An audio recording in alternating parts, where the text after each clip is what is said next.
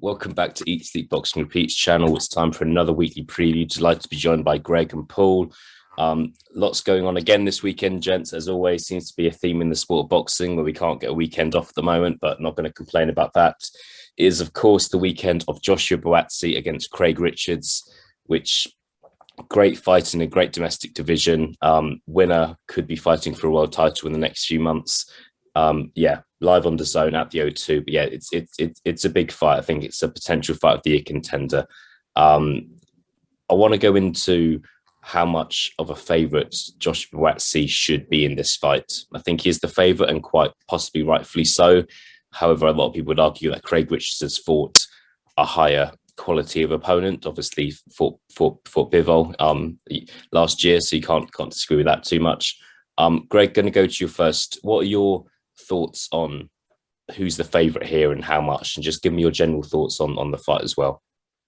Yeah, of course. Thanks, mate. I think, well, before Bivol fought Canelo, I thought that Buatsi should be maybe a 1-5, 1-6 favourite. I think he should maybe be in about 2-5 now, if I'm being honest, because that loss to Bivol is starting to look really good on Craig Richards' record.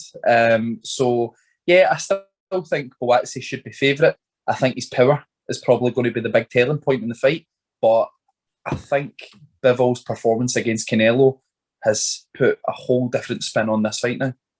Yeah, no, I think I'd agree with that. I think people are taking a lot of note against that. I think a lot of people would agree Craig Richards did lose that fight, but it was close and he gave a good account of himself. Paul, what are your thoughts as well? Tell us where you're leaning towards on this fight. Yeah, I mean, my opinion hasn't changed on who I think will win. I've always thought Buatsi would win. However, after seeing the Canelo fight, you know, as Greg alluded to there, Richards' loss it's kind of aged. I know you never want to lose, but if you were going to lose, his loss to Bivol aged like a fine wine now. He's very awkward, Craig Richards, I think, to fight against. I think Josh Buatsi has all the tools to be able to break him down and beat him. However, you know, I think the main question mark for me is really the activity of Buatsi, because, you know, when he turned over in 2016, I think he had his first fight in January of 2017 after the Rio Olympics.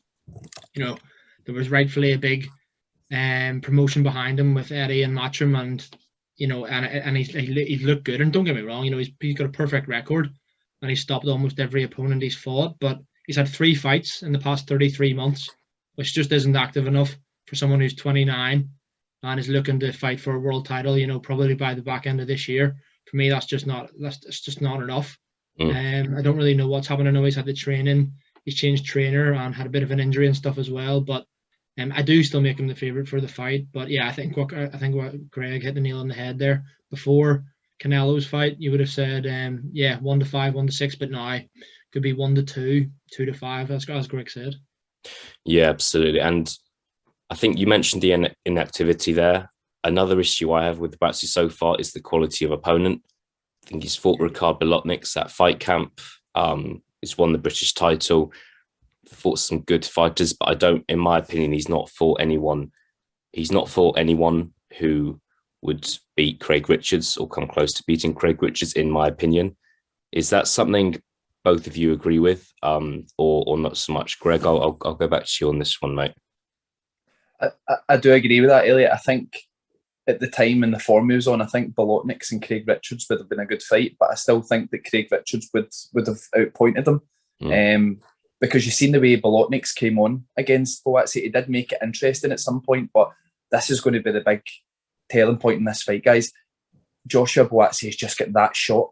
He's got that shot where he can just hurt you and end it in a flash. And the way that he put Bolotniks down, I don't think many could do that at Bolotniks, if I'm being honest. But I do agree with you, Elliot. I do think that everyone that Buatsi has beat, Craig Richards would beat them as well. Yeah. Paul, would you agree with that? Yeah, no, I think I definitely agree. I think that, yeah, Buatsi, you know, they're both about the same size, but you'd look at the pair and think that Buatsi's far more powerful than Craig Richards is. You just have to look at the records as well. But no, Craig Richards, I already mentioned it earlier. I think it is a bit. I think he can be quite awkward. So I wouldn't be confident in saying Buatsi would stop Craig Richards. I think Richards We'll obviously have ambitions to win the fight 100%, but I just think I can't really see a way in which I can't see this fight ending inside the distance. If I'm honest, I could see it going the full 12 rounds. But I do think that Buatsi he might get a knockdown, but I can't see him finishing him off Richards. No, good stuff. Well, gonna ask predictions as well on this one, guys. I'm really interested what you've got to say. I'm going to stick my neck out on the line and go for Craig Richards to beat Josh Buatsi. Method of victory, I don't know. I just think I think Buatsi is fantastic and will probably achieve more in his career than Craig Richards does when we're talking about this in 10 years' time. But I just think it's a big step up in class in opponents. Paul, you guys mentioned the inactivity, and I just think Craig Richards has been underrated for a lot of his career and has continued to for that to happen. So that's where I'm going. Greg, going to go to you next. What is your prediction for Saturday night? I love the balls in that prediction, man. Like, you just straight at a point. That was so good. I've got to be honest, mate. I think Buatsi stops him in a good way. I think that it'll be a tight fight. I think Craig Richards is going to give Buatsi plenty of problems, but I just see it going in potentially the second half of the fight and it just ending with one shot. And I wouldn't be surprised if it's a close fight before it ends with that one shot, but Buatsi stoppage for me. Good stuff. Good stuff. So it's 1-1. Paul, where are we going?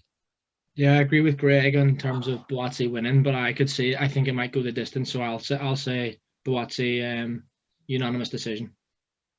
Looking forward to it. Okay, well, we'll see who's right come Saturday night. Okay, as always, we're going to talk about undercard fights. This one isn't in London. This one is in Bilbao in Spain. Another DAZN card on Friday night.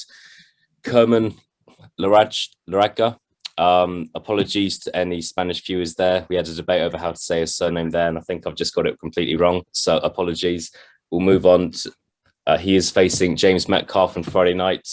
An interesting fact about the Spaniard is he's fought 6 English fighters in the past. I'm not going to ask you to name them all, but yeah, Jez Smith, Tyrone Nurse, Bradley Skeeter, 3 of them, Jack Flatley as well in his last fight. He's beaten 6 British fighters. This is his 7th one.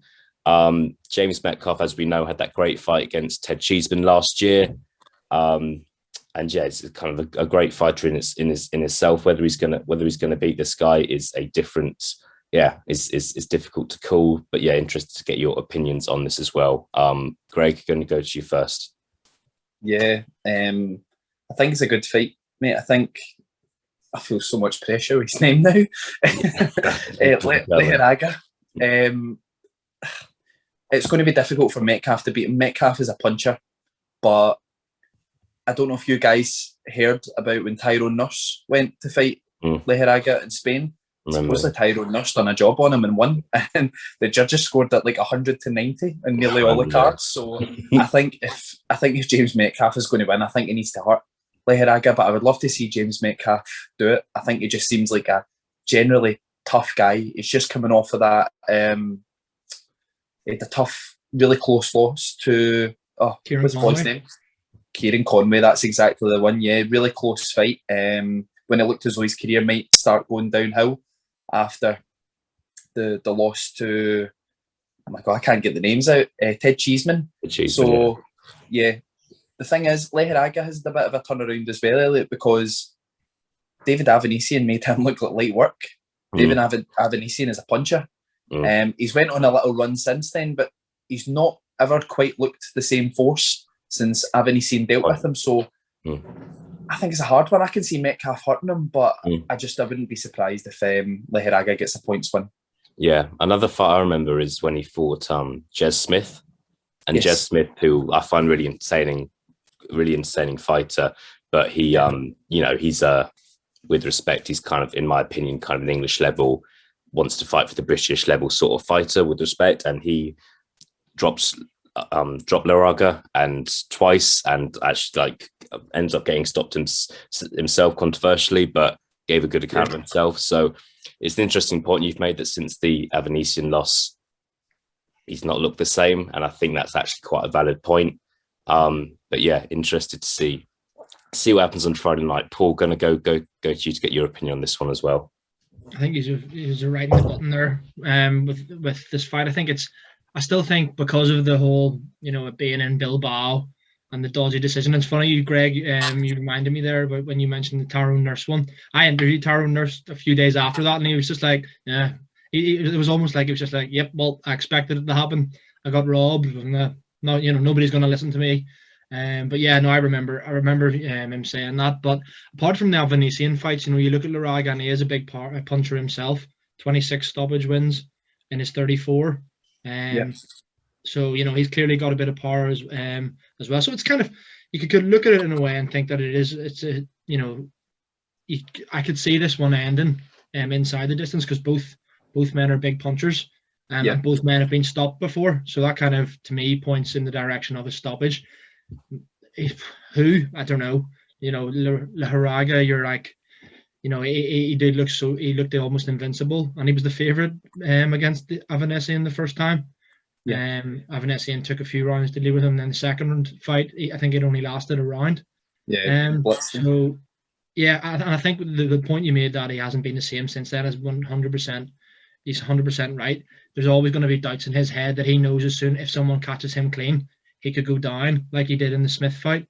And I think Metcalf, if you look at his losses, like the Cheeseman fight was close enough before he got stopped at the very end, and then the Conway fight, a lot of people actually think that JJ Metcalf potentially did win that fight. It was very, very close on the cards. I'm not sure if it was a split decision but it was a close fight. So for him, he'll be saying this is a big opportunity, I think, and it's definitely winnable. I'm not going to put my neck on the line and say, yeah, JJ Metcalf's 100% going to win, but it's definitely a winnable fight. But he'll have to stop him. Couldn't agree more. Yeah, I think you could be right, but I just think, after all these Brits have gone to Spain, and some of them have kind of had bad luck in terms of judges' scorecards or the referee getting involved, I think it's kind of, you want a Brit to kind of go and beat this guy.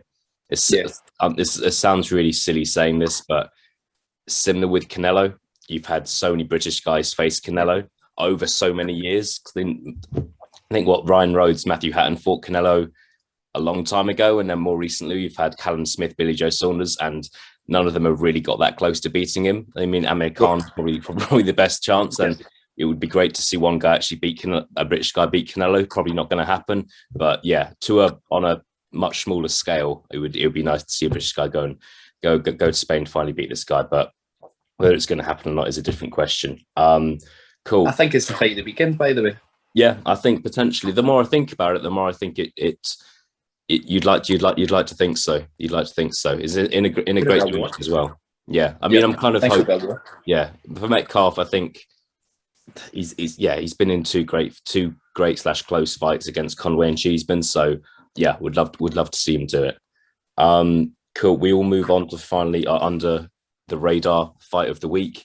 It is John Pascal against Fan Long Meng in Canada, which takes place on Friday night / the early morning of Saturday this weekend. It's an interesting fight. John Pascal has been around a long time. What it feels like, he's had over 40 fights, been involved in a bit of controversy the last couple of years. Hasn't fought for a while now, whereas Fan Long Meng, I think some people might remember him as fighting Frank Buglioni a few years ago. Not sure what he's done since then. I think he's kind of a bit of an enigma, if I'm honest with you.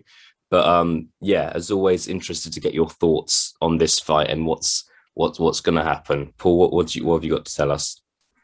Well, I mean, I'll have to be 100% honest, and I know Sam did an interview with him, but I haven't heard a lot about Fan Long Meng, but I've had a look at his record and stuff, and he's a big southpaw, so they're instantly, he's 4 or 5 inches taller than Jean Pascal, and he's a southpaw, so that just to me points out, like, this could be a tough night's work for Pascal if he is to win.